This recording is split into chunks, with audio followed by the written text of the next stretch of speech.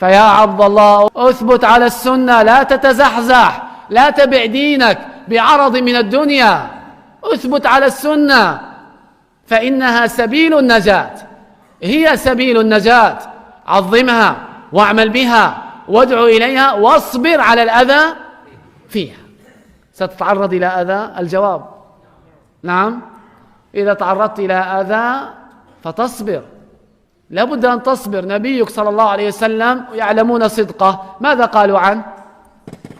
كذاب، ساحر، كاهن، مجنون، شاعر، وهم يعلمون أنه خير الخلق، فإنهم لا يكذبونك ولكن الظالمين بآيات الله يجحدون وجحدوا بها واستيقنتها أنفسهم ظلما وعلوا. نبيك صلى الله عليه وسلم وضع على ظهره سل الجزور وهو ساجد، كسرت رباعيته، شج رأسه، قيل ساحر قيل كاهن، أخرج من مكة وهي أحب البقاع إلى قلبه، يعني أخرج من بلدته وهو ثابت. يا قوم قولوا لا إله إلا الله تفلحوا.